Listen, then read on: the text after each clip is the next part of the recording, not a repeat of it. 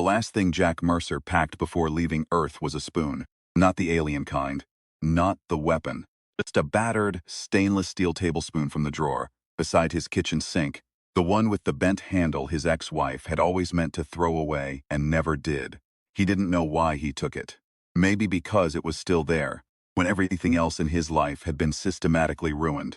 Maybe because after 18 months of being hunted across 3 continents by something that should not exist, small familiar objects were the only things that still felt real.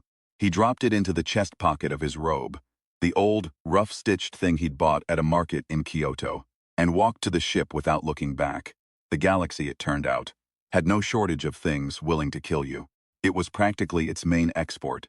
The vessel was a reconditioned freight hauler called the Temerity, crewed by a Veldari navigator named Asa who communicated exclusively in click-clicks, and one human cargo hand named Priest, who had been stranded on a mining platform for 4 years and still owed someone on Callisto Station a considerable sum of money. They didn't ask Jack why he was running. In deep space, everyone was running from something. The courtesy of not asking was the closest thing to kindness the outer lanes had to offer. Jack sat in the cargo hold among the shipping crates and stared at his hands. The bruises had mostly faded. The fractures in his left arm had set wrong. He hadn't had time to get them properly treated, and on cold nights he could feel the bone grinding slightly when he reached for anything above shoulder height. His ribs on the right side had healed, but they clicked when he breathed too deeply. He had a notch taken out of his left ear from a piece of shrapnel in Vladivostok, a burn scar across his collarbone from the first time he'd tried using fire, and an expression in his eyes that the cargo hand Priest had described, after their second week together, and a shared bottle of grain alcohol, as looking like a man who had already attended his own funeral and was annoyed to find himself still upright. Jack thought that was the most accurate description of himself he'd heard in almost 2 years.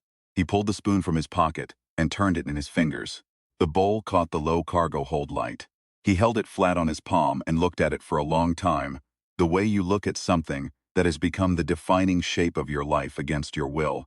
The Ginosagi had been using a spoon for 18 months, not a blade, not a gun, not any of the instruments of violence that the human brain had spent thousands of years designing and improving and cataloging.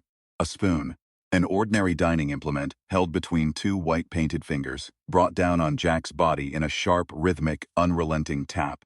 It had started on a Tuesday evening in his apartment in Portland when something that looked like a man, too tall, too still, white face paint, wearing a dark hoodie, had appeared in his kitchen and begun hitting him with a spoon. It had not stopped since. Not when he ran, not when he locked himself in, not when he used a handgun at point-blank range, or a shotgun or a Russian-made RPG he'd acquired through means he preferred not to think about, not when he'd detonated an improvised mine in a quarry in the Gobi Desert. The Ginosagi was not killable. It was not stoppable. It was not, as far as Jack had been able to determine, anything that the physical laws of the universe could reasonably explain. What it was in functional terms was his nightmare. Specifically his nightmare. The thing had no interest in anyone else. It hit only him. It hit him slowly, persistently, methodically. The same motion, the same instrument, the same interval between strikes, as if it were timing itself to some internal clock that would run until Jack Mercer stopped existing. He'd spent 4 months trying to fight it. He'd spent 6 months trying to run. He'd spent 3 months trying to understand it, reading everything he could find about things that matched its description. Shinto spirits, Jungian shadow projections, a Korean folklore document that translated roughly as the silver spoon remnant, an entity that attaches to a person who has committed an unspecified offense against the order of things and does not release until some form of resolution, undefined, is reached. He'd spent 2 months after that trying to figure out what he could possibly have done. He still didn't know, but the Ginosagi didn't seem to need him to know. It just needed to find him, and it always found him. When a xenoarchaeology professor named Dr. Velda Cho had published, 3 months ago, a peer-reviewed paper in the Journal of Applied Xenolinguistics describing what she called a reconnaissance weapon recovered from a pre-collapse Jedi Order site on Eric 7. A weapon that generated a sustained coherent energy field capable of disrupting the molecular cohesion of virtually any known matter. Jack had read that paper 6 times in a single evening. He had sold everything he had left. He had booked passage on the Temerity. And he had gone to find it, the weapon of the Jedi, old name, old order. Most of what remained of them was dust and ceramic fragments in universities across 12 systems. But their weapons, the resonance blades, the coherent light instruments they'd carried, those had a way of surviving. Things built with enough intention tended to. Jack needed something built with enough intention to end this. Eric's 7 was a desert moon, technically classified as uninhabited, which meant in practice that whatever was living there had been there long enough that the survey teams stopped updating their records. The surface was all ochre and rust, broken by salt flats that caught the binary sun glare and threw it back in sheets of white heat. The ruins of the Jedi settlement were half buried in a dune field 2 kilometers from the landing site, and Dr. Cho's excavation team had left 3 months ago when their funding ran dry, leaving behind a series of survey markers and a note on the camp's door warning that the lower chambers were unstable. Jack went into the lower chambers. He was not especially brave. He'd established that fact about himself to his own satisfaction over the past 18 months. He'd been afraid nearly the entire time. He'd cried in a hostel bathroom in Nairobi at 3 in the morning, with the spoon marks still fresh on his arms, shaking and unable to breathe. He'd sat in the desert with his back against a rock watching the Genosagi walk toward him across the flats with the setting sun behind it, and felt a fear so total that it had moved through panic and into something almost serene. Someplace past the place where the body can process terror anymore and simply goes quiet. He went into the lower chambers anyway, because there was nothing else left to try. The Jedi resonance blade was in the 3rd chamber, mounted on a stone bracket that had survived the structure's partial collapse. It was roughly 60 centimeters long. It hummed when he touched the activation node. The coherent energy field it generated was a deep, clean blue, and when he held it at arm's length, the air around the blade shimmered faintly with heat distortion. He hadn't eaten in 14 hours, and his arm ached, and the blade was heavier than he expected, and he stood in a ruined underground chamber on a desert moon, 2 light years from anywhere that felt like home, and he laughed, for the first time and he couldn't remember how long. It was a short laugh, not a happy one exactly. More the kind of laugh that recognizes that the situation has become so extreme that a certain grim absurdity is the only appropriate response. He climbed back out into the white heat, and the Genosagi was waiting for him. Of course it was. It stood at the edge of the dune field, silhouetted against the twin suns, the dark hoodie shifting in the thermal wind. Its face was the same. White paint, still expression, that terrible patient quality, as if time were something it had infinite quantities of, and Jack had very little. It held the spoon at its side. It regarded him across the 30 meters of salt flat between them with something that was not quite curiosity, and not quite contempt, but somewhere in between. It cocked its head. Jack raised the blade. The energy field crackled and flared and threw a bar of blue light across the flat. The heat distortion bent the air around it. It was, objectively, one of the most advanced weapons ever produced by any civilization in the recorded history of this sector. It had been built by an order of beings who had spent generations refining the art of coherent energy projection. It had survived the collapse of that order. It had waited in a stone bracket in a buried chamber for 400 years. The Genosagi raised the spoon. What followed was not elegant. Jack had found, some months earlier, that there was a certain kind of training, the muscle memory of desperation, the reflexes hammered into shape by 18 months of running and fighting and losing. That was not the same as skill but was adjacent to it. He came in fast and low. The way a man comes at something when he has nothing left to lose, and the specific quality of his fear has transmuted, over long months, into something that functions like fury. The blade swept in a clean arc. The Genosagi stepped back and the arc went wide. The second swing caught it across the left side, and the energy field made contact and the thing staggered. Actually staggered. Something Jack had never seen it do, had never made it do with any weapon he'd used before. He didn't celebrate. He pressed forward. The third swing drove it back further. The fourth was when it jabbed him in the eye with the spoon. Not the bowl, the handle. A precise, short, vicious jab directly to Jack's right eye. He reeled back with tears blurring his vision, and the world going white bright on that side. And in the moment that he staggered, the Genosagi hit him across the left forearm, the right shoulder, the top of the head, the small of the back. The old rhythm, the old relentless percussion, steady as a metronome. He went down to one knee on the salt flat. The blade flickered. He'd lost his grip and it was angled wrong. The Genosagi stood over him with the spoon raised, and that head cock again. That ancient considering patience, waiting for something. Jack thought dimly that he knew what it was waiting for. It was waiting for him to stop. He breathed. The ruined arm shrieked.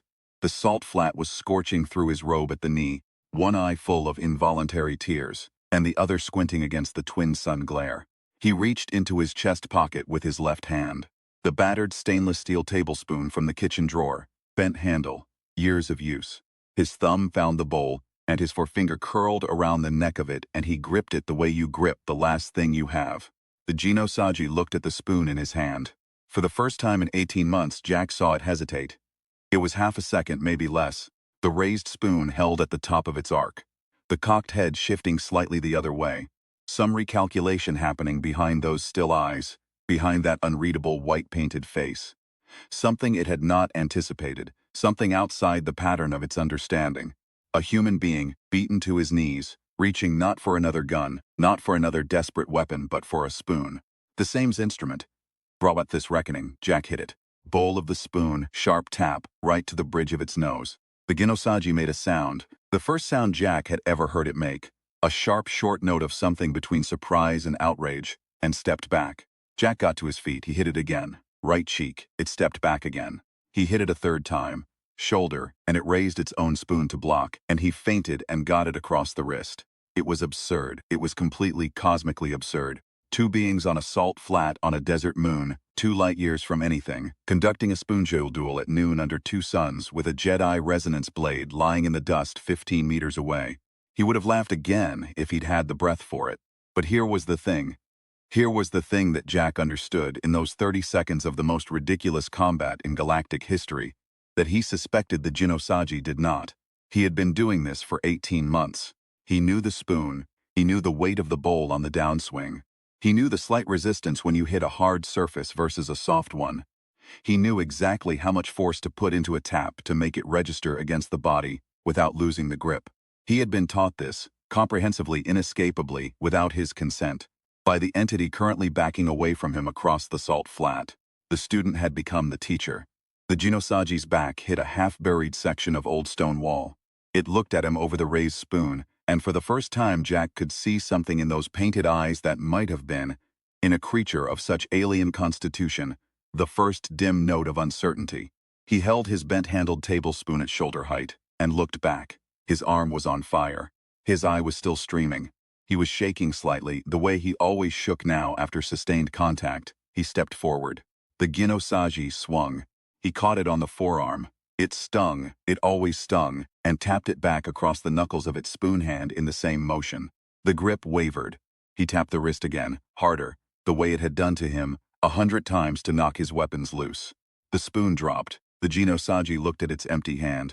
Jack stood in front of it with his bent tablespoon, and his Jedi robe, and his broken arm, and his ruined eye, and 18 months of everything the universe had done to him, written across his body in scar tissue, and calcium deposits and hair going gray at 34. He reached into the hoodie pocket. The Genosagi went very still, and he pulled out the resonance blade, where he'd tucked it when he'd first grabbed for the tablespoon. Switched it on. The blue field crackled, and the heat distortion shimmered, and he held it level at the Genosagi's chest. Then he stepped back. He lowered the blade. He stuck the tablespoon back in his chest pocket. The Genosagi watched him. "I don't know why you picked me," Jack said. His voice was rough from disuse and dust, and the general toll of recent events. "I've thought about it every day for a year and a half. I don't know what I did. I don't know what the offense was. Maybe there wasn't one. Maybe this is just what you do when I was convenient." He paused. The twin suns were moving behind him, and the shadow he cast was long and narrow on the salt flat. "But I'm done running, and I'm done trying to kill you. And I want you to know, whatever you're keeping score on, whatever ledger this is, I want you to know that I can do this longer than you can. Not because I'm special, not because I'm brave," a short pause, obviously, "but because," he thought about the kitchen in Portland, the bent handle, the drawer beside the sink, "because this is all there is for me now. And humans are very, very stupid about what we refuse to let go of." He walked away across the salt flat. He picked up the resonance blade where it had fallen in the dust and deactivated it, and tucked it into his belt. He walked to the landing site. Behind him he heard the soft scrape of footsteps on salt. He didn't look back. The Temerity had a small galley with a single working heating element and a supply of instant protein packs that tasted like cardboard soaked in synthetic broth. Jack sat at the galley table while Asa clicked through pre-departure calculations in the cockpit, and Priest ran his exit checks in the engine bay. He put the tablespoon on the table in front of him. He put the Jedi resonance blade beside it. He looked at them both for a long time. The ship vibrated as the engines came up to power. He felt the landing struts release. The view screen in the galley showed the ochre surface of Eric 7 dropping away, the salt flats small and flat, the ruins of the Jedi settlement barely visible in the dune field. Two small bright suns pulling apart as the altitude increased. Then nothing but stars, the same stars in the same patterns they'd always been in, patient and indifferent and nothing like a spoon. Asa clicked something from the cockpit. 3 quick clicks, rising pitch. "He says we've got company," Priest translated, appearing in the galley doorway with his expression doing something complicated. "Passenger came aboard while I was doing the engine check. Just walked up the ramp." He paused. "He's in the cargo hold." Jack did not look up from the tablespoon. "Is he carrying a spoon?" Jack asked. Priest stared at him. "How did you Yeah, he is." Jack nodded slowly. He picked up the tablespoon. He picked up the resonance blade. He stood up from the galley table and rolled his shoulders. The broken arm clicked, the ribs clicked. Nothing that hadn't clicked before. And he walked toward the cargo hold. "What are you doing?" Priest said. "Going to have a conversation," Jack said. "With a guy who's just standing in your cargo hold holding a spoon." "It's a long story," Jack said. "Go make sure Asa keeps us on course for the inner lanes. This might take a while." He pushed open the cargo hold door. The Genosagi stood between 2 shipping crates. Exactly as it always stood, absolutely still, perfectly patient, the spoon at its side. The cargo hold lights were low and threw long shadows. The engines hummed. The stars outside the small porthole were moving, the parallax shift of leaving orbit, the slow rotation of the star field as the Temerity found its lane. Jack sat down on one of the crates and looked at it. "Okay," he said. "Here's what I'm thinking." The Genosagi watched him. "I'm thinking you've been at this for 18 months and I'm still here. I'm thinking you watched me figure out what you were doing and find information about you, and cross 2 light years to try a weapon that didn't work." He paused, thinking of the eye jab. "Mostly didn't work. And then pick up a spoon and hit you with it. I'm thinking that's not the behavior you expected." He leaned back against the bulkhead. "I'm thinking maybe I'm interesting to you now. Maybe whatever this is, whatever score you're keeping, has developed some additional complexity." The Genosagi cocked its head. "Here's the other thing I'm thinking," Jack continued. "I don't know what's on the other side of whatever this is. Resolution. Completion. The thing that ends the ledger. But I'm pretty sure running from you isn't it. Because I've been doing that, and it keeps not working. And trying to kill you definitely isn't it. Because I've been doing that too. So I'm thinking maybe the answer is something else entirely." He turned the tablespoon over in his hands. "Something neither of us has tried yet." He held the spoon out, handle toward the Genosagi. Not as a weapon, not defensively. Just held it out, the way you extend something to someone when you want them to take it.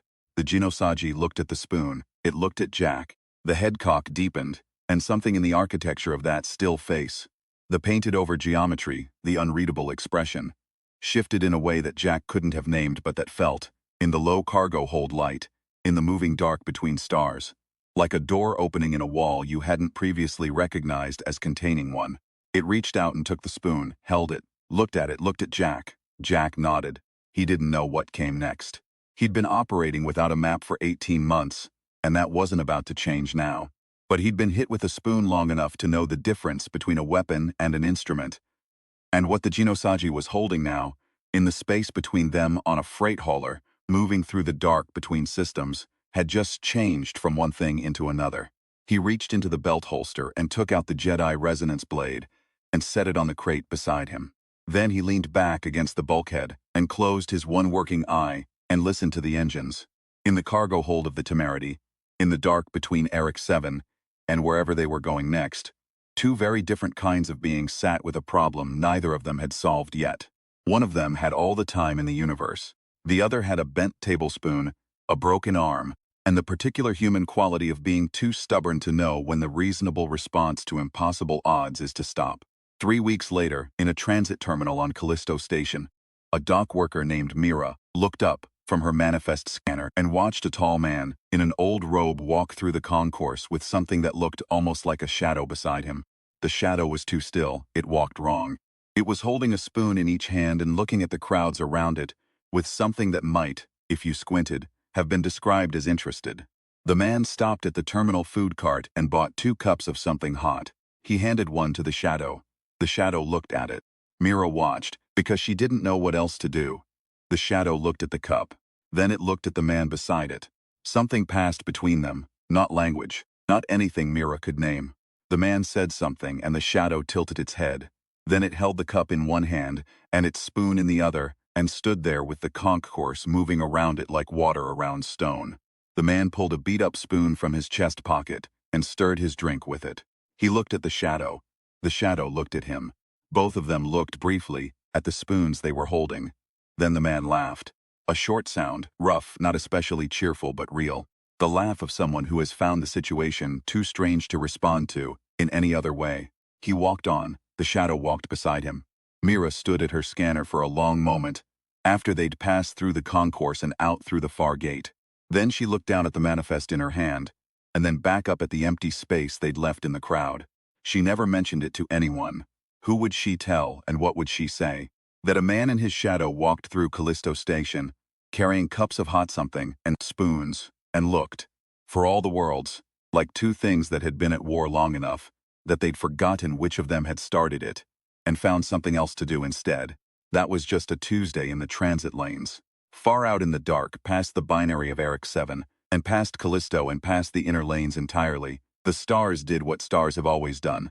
They burned without comment. They had watched civilizations rise and make weapons and use them, and collapse and be replaced by other civilizations who did the same. And they had watched the patient grinding of biology against physics, against time, against the stubborn tendency of living things to keep going, even when there was no rational reason to. They did not take sides, they had no mechanism for it.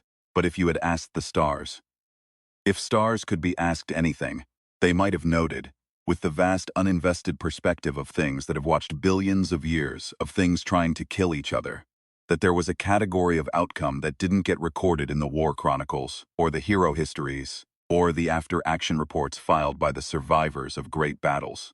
The category where someone just refuses, not in triumph, not in victory, just in the quiet, specific, deeply unreasonable way of a species that had been hit with a spoon for 18 months, and came out the other side still holding their own.